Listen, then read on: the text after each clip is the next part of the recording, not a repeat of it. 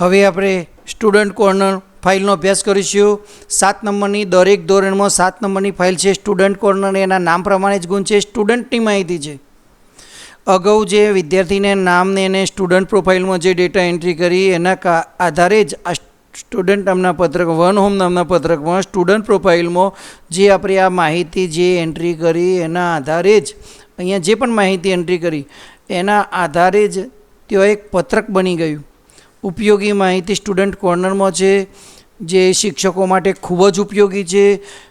JMB સોફ્ટવેરમાં ખૂબ જ સારી મહેનત કરવામાં આવી છે. તમે જુઓ, સ્ટુડન્ટ કોર્નર પત્રક ઓપન કર્યું તો તેના બધા જ પત્રકનો અભ્યાસ કરીશું. અહીંયા એક પત્રક તમને એવું જોવા મળ્યું, સ્ટુડન્ટ યાદી. તમને મલ્ટીપર્પઝ ઉપયોગ કરવો હોય, કોઈ વિદ્યાર્થીની કોઈ કારણસર સહી કરવી હોય, એના અહીંયા 4 ખાના પાડી દેવા હોય તો આને પ્રિન્ટ કાઢીને જાતે ખાના પાડીને મલ્ટીપર્પઝ ઉપયોગ કરી શકો. કહો તો કોઈ બાળકની સહી કરવી છે તો આટલી માહિતી ઓટોમેટિક આવી ગઈ. આ પત્રક મલ્ટીપર્પઝ, કોઈ જગ્યાએ કોઈની તમારી સ્કૂલના બાળકોની યાદી માગી તો બાળકનો ઉપયોગ કરી શકો છો. હવે માહિતીની વાત નીકળી તો કોઈ સ્કૂલે એવી માહિતી માગી તો અહીંયા સ્ટુડન્ટ વાઇઝ નામનું પત્રક છેલ્લેથી બીજો કે તમારા સ્કૂલના ફક્ત ભાઈઓની જ માહિતી આપો. તો અહીંયા ફિલ્ટર બટન મૂકેલું છે. અહીંયા જો કે આપણી એન્ટ્રી ફક્ત ભાઈઓની જ કરી છે. બાકી અહીંયા તમે ભાઈઓ એન્ટ્રી મેલ હોય તો મેલ એન્ટ્રી કરો અને ફિમેલ હોય તો એટલી જ એન્ટ્રી આવશે. અહીંયા આપણે જ્ઞાતિ એક જ બતાવી છે, બાકી જેટલી તમે જ્ઞાતિ એ ત્યાં એન્ટ્રી કરી છે જ્ઞાતિ વાઇઝ જુદા જુદા. અહીંયાથી તમારે જે જ્ઞાતિ સિલેક્ટ કરવી એ જ્ઞાતિ સિલેક્ટ કરો તો એટલું જ પત્રક બની જશે. બસ પ્રિન્ટ પ્રિવ્યૂ જોઈ લો, એટલી જ પ્રિન્ટ નીકળશે. તો ટૂંકમાં આ પત્રક એવું જબરજસ્ત બનાવ્યું છે. તમે એકલા ભાઈઓની એન્ટ્રી, એકલા બહેનોની એન્ટ્રી, એકલા ભાઈઓ ઓપન, ભાઈઓ બક્ષી, BC, SC, ST આવા કોઈ પણ અલગ અલગ પત્રક મેળવી શકાય છે. જન્મ તારીખ પણ એડ કરી છે કે જન્મ તારીખની પણ જરૂર પડે. અહીંયા આ સોફ્ટવેર એવું જબરજસ્ત બનાવ્યું છે પત્રક કે માની લો કે આજે કોઈ પરિપત્ર થયો, આજે તારીખ તમે જોઈ શકો છો, નીચે 20 તારીખ છે. સરકારે આજે જ પરિપત્ર કોઈ કર્યો કે આજની તારીખે બાળકની ઉંમર કેટલી છે.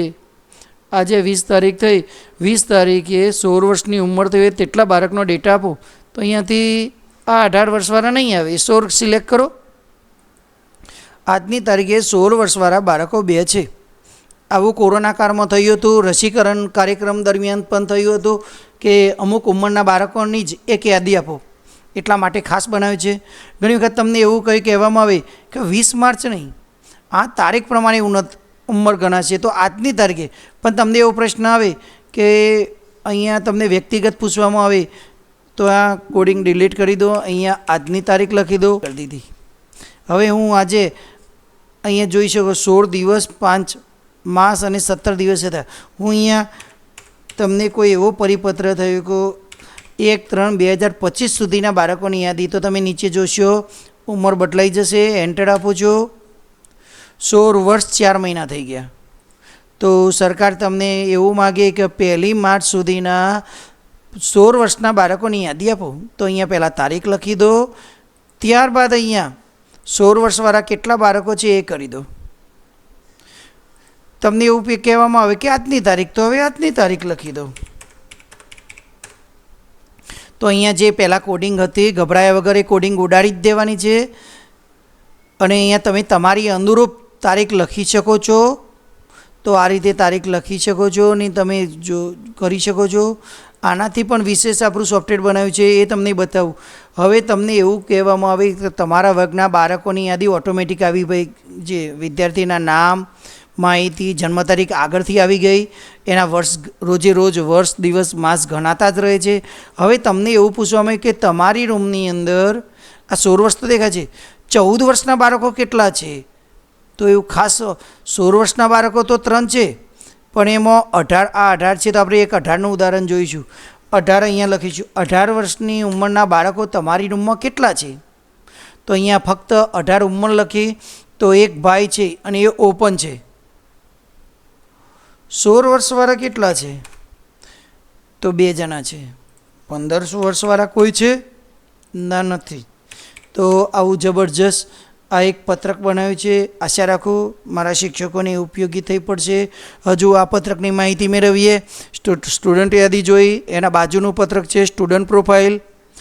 જો તમે બાળકની સ્ટુડન્ટ પ્રોફાઇલ એક ફાઇલ બનાવવા માગતા હોય અને બાળકની બધી જ માહિતી એક કાગળમાં આવી જાય અને આ કાગળ લઈને બેસીએ તો બાળકની બધી જ માહિતી આવી જાય એવું એક કાગળ બનાવ્યું છે. ઓટોમેટિક માહિતી આવી ગઈ. સ્કૂલનું નામ તમે જોઈ શકો, કોડ નંબર, શાળાનો ડાયસ નંબર, વિદ્યાર્થીનું નામ, વિદ્યાર્થીનું સરનામું, જે આગળ હોમ નામના પત્રકમાં એન્ટ્રી કરતો ત્યાંથી જ માહિતી આવી ગઈ.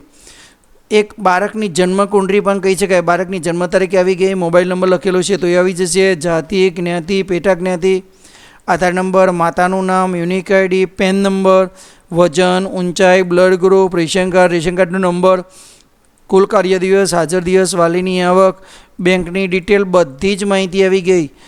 વિદ્યાર્થી વાઇઝ બસ પ્રિન્ટ પ્રિવ્યૂ જોઈને પ્રિન્ટ મેળવી લો અને આવા 50 બાળકો તમારા તો 50 બાળકની 50 પ્રિન્ટ મેળવી લો.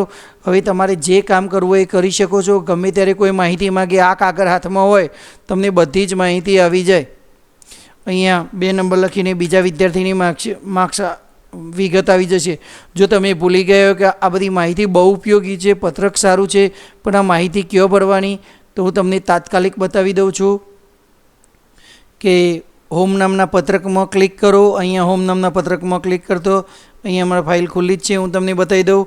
હોમ નામના પત્રકની અંદર સ્ટુડન્ટ પ્રોફાઇલ, અહીંયા એકવાર માહિતી ભરવાથી જો તમારે આવું કોઈ પત્રક બનાવો, વજન, ઊંચાઈ, Aadhaar number, unique ID, mobile number, બેંકની ડિટેલ, શાખાનું નામ, બેંકનું IFSC કોડ, BPL APL ક્યાટ છે, કયું ક્યાટ છે, રેશન કાર્ડનો નંબર, માતાનો નંબર, માતાનું નામ, ઘરનું સરનામું, પેટા જ્ઞાતિ, બ્લડ ગ્રુપ, વાર્ષિક આવક, પેન નંબર, ટ્રાન્સપોર્ટ સુવિધા, અંતર, જે તમને અને હજુ પણ છેલ્લે કંઈક ઓચિંતી સરકારે કોઈ માહિતી માગી તો એના માટે એક કોલમ વધારાની બનાવી છે, જે સંકટ સમયે ઓચિંતી સેટ કરી શકાય એટલા માટે એક ખાનું વધારાનું મૂકેલું છે. તો આ માહિતી જો હોમ નામના પત્રકમાં માહિતી ભરેલી હશે તો એ અહીંયા કામમાં આવશે. સ્ટુડન્ટ પ્રોફાઇલ નામ જ એનું જબરજસ્ત છે, જબરજસ્ત પત્રક બનાવ્યું છે. એક જ કાગળમાં બધી જ માહિતી આવી જાય. ટેસ્ટ, તમને એવી ઈચ્છા થાય મારી સ્કૂલમાં બાળકોની વધુ પ્રેક્ટિસ થાય, વધુ માર્ક્સ આવે એટલા માટે ટેસ્ટનું આયોજન કરવું છે તો આ પત્રક, વિદ્યાર્થીઓના નામ તો ઓટોમેટિક આવી ગયા. બસ આ પત્રકની પ્રિન્ટ કાઢીને દરેક વર્ગ શિક્ષકને આપી શકાય કે એક ખાનામાં, એક પેજમાં 12 ખાના છે તો એક શિક્ષક 12 ટેસ્ટ લઈ શકે ત્યાં સુધી એ વિષયનું ટેસ્ટ ખૂટે નહીં. અહીંયા કોઈ વિષયનું નામ નથી લખ્યું. તમે એવું પણ કાર્ય કરી શકો, આ પેજની પ્રિન્ટ કાઢીને ધોરણ 9ના શિક્ષકને આપો કે ભાઈ જે શિક્ષકને ટેસ્ટ લે એટલે અહીંયા તારીખ લખી દેવાની, અહીંયા ગુણ લખી દેવાના અને ઉપર નાના અક્ષરે વિષયનું નામ લખી દેવાનું. બીજા કોઈ શિક્ષક લે તો કાગળનો બચાવ પણ થાય અને બધા શિક્ષકો ભેગા થઈને 12 ટેસ્ટ પૂરા થાય ત્યારે જ નવો કાગળ વાપરવાનો થાય. તો એ મલ્ટીપર્પઝ કોઈપણ ઉપયોગ માટે, અરે વર્ગ શિક્ષક હોય તેને એમ લાગ્યું કે મારે આ પત્રકની પ્રિન્ટ કાઢીને બાળકની ફી, વિજ્ઞાન પ્રયોગ પોતે, લેશન કાર્ય, ગૃહ કાર્ય, તેને કોઈ મેં સુવિધા આપી, ગણવેશ, બીજી કોઈ નમો લક્ષ્મીના 10 હપ્તા એમાં પડ્યા, મારે ટીક કરવા છે, મિલાવવા છે, એવા મલ્ટીપર્પઝ કોઈ પણ કાર્ય માટે આ પત્રક બનાવેલ છે. તો આની પત્રકની પ્રિન્ટ કાઢીને તમે મેળવી શકો. આ આડું પત્રક નીકળશે, લેન્ડસ્કેપ, તમે પ્રિન્ટ રિવ્યૂ જોઈ શકો છો. કોઈની થાય આ પત્રક સારું છે પણ મારે આવી આટલી બધી લાંબી માહિતી નથી જોઈતી, મારે ઊભું પત્રક મળે તો હા ટેસ્ટ 2, એના એ માહિતી ઊભા સ્વરૂપે ફક્ત 7 થી 8 જ ખાનાવાળું. તો આનો એ મલ્ટીપર્પઝ તમે ઉપયોગ કરી શકો છો. એના બાજુમાં આવે છે ટેસ્ટ 3. ગમે ત્યારે કોઈ એવો નિયમ આવે કે બાળકનો ટેસ્ટ લો અને જો એને ટેસ્ટથી ઓછા ગુણ હોય તો એનો ઉપચારાત્મક લો, તો એ સમયે આ પત્રક કામમાં આવશે. ઉપર વિષયો તમે તમારી જાતે બદલી શકો છો, તારીખ લખી શકો છો, સ્ટુડન્ટ ડેટા. હવે અહીંયા બેંકની ડિટેલ આવી, જનરલ ડિટેલ અહીંયા આવી, યુનિક આઈડી નંબર, આધાર નંબર, બેંક વર્ગ શિક્ષકને આટલી માહિતીની બહુ વારે ઘડીએ જરૂર પડતી હોય છે કે બાળકનો યુનિક આઈડી નંબર કયો છે, આધાર નંબર કયો છે, બેંક ખાતા નંબર કયો છે, મોબાઈલ નંબર કયો છે. તો એક જ કાગળમાં બાળકની માહિતી આપણી હાથ વગી થઈ જાય એટલા માટે આ પત્રક બનાવ્યું છે. આગળથી માહિતી ઓટોમેટિક આવી જશે જો માહિતી એન્ટ્રી કરેલી હશે. બેંક ડિટેલ, કોઈ બેંકવાળાની આપણી જરૂર પડી કે આપણે બેંકને માહિતી આપવાની થઈ તો બેંકવાળો આપણી પાસે આટલી માહિતી માગી શકે તો એક પત્રક બની ગયું. બેંકવાળાની તમે આધાર નંબર, એનું નામ, પરફેક્ટ નામ, જન્મ તારીખ, બેંકનું નામ, શાખાનું નામ, બેંકનો ખાતા નંબર, IFSC કોડ. જ્યારે કોઈ જગ્યાએ બેંકની માહિતી માગવામાં આવે તો આટલી બેંકની માહિતી હોવી જોઈએ. સાથે બેંકમાં લિંક કરેલો હોવાથી બેંકમાં મોબાઈલ નંબરની પણ જરૂર પડે. બેંકવાળાની આધાર કાર્ડની જરૂર પડે. એટલે બેંકની જ માહિતી ઉપયોગ, બેંકની જરૂર પડે કે તમારે જરૂર પડે કે આગળ કોઈ પણ જગ્યાએ, તો આ પત્રક બહુ ઉપયોગી થઈ પડશે. ભવિષ્યનો વિચાર કરીને આ પત્રક બનાવેલું છે. સ્ટુડન્ટ વાઇઝમાં મેં તમને સમજાવ્યું, ખૂબ જ મહેનત કરીને જબરજસ્ત બનાવેલું છે. બાજુમાં સૂચનાઓ લખેલી છે, સૂચનાઓનું પાલન કરી શકો છો. છેલ્લું પત્રક છે BMI. અહીંયા વિદ્યાર્થીઓના તમે જોઈ શકો છો નામ આવી ગયા. બાળકની જો તમે અહીંયા બાળકનું વજન અને ઊંચાઈ આગળથી આવશે. હોમ નામના પત્રકમાં આપણે વજન ઊંચાઈ લખવાનું જોયું તો ત્યાં વજન અને ઊંચાઈ તમે લખી છે તો એની વજન ઊંચાઈ પણ આવી જશે. સાથે એનો BMI પણ નીકળી જશે, બોડી માસ ઇન્ડેક્સ ઓટોમેટિક. અને એના ઊંચાઈ પ્રમાણે એને કેટલું મિનિમમ વજન હોવું જોઈએ, મેક્સિમમ કેટલું હોવું જોઈએ, એક કોઠો બની જશે. એનું સૂત્ર પણ આવી જાય છે. એનું વજન ઓછું છે, વધારે છે, જાડાપણું છે. તમે ધારો તો તમે તમારા બાળકોના બધાના વજન ઊંચાઈ કરીને કોમ્પ્યુટરમાં હોમ નામના પત્રકમાં એન્ટ્રી કરીને જો આ પત્રક બની જાય અને તમે તમારા વર્ગમાં ભરાવો તો તમારા ચાંદ લાગી જાય. ફર્સ્ટ ક્લાસ પત્રક બની જાય. આરોગ્ય ખાતાવાળા ઘણી વખત તમારી પાસે માહિતી માગતા હોય છે તો એ પણ તમારા પત્રકને જોઈને ખુશ થઈ જાય. વજન ઊંચાઈના આધારે ઓટોમેટિક આ BMI ગણી જશે. એ વ્યક્તિ જાડો છે, પાતળો છે, શું છે એ નિર્ણય પણ આવી જશે. અહીંયા નિર્ણય તમે જોઈ શકો છો. ઓછું વજન છે, યોગ્ય વજન છે, વધારે છે, જાડાપણું છે, ફર્સ્ટ ક્લાસ. વર્ગ શિક્ષક માટે ખૂબ જ ઉપયોગી. તો આ થઈ JMB સોફ્ટવેરના પત્રકોની માહિતી. ખૂબ જ સારી મહેનત કરવામાં છે. મારા શિક્ષકને કંઈ પણ પત્રકની તકલીફ ના પડે એવી તમામ પત્રકોની માહિતી એક દરિયો કહી શકાય તેવો આપ્યો છે. અસ્તુ, જય હિન્દ, જય ભારત.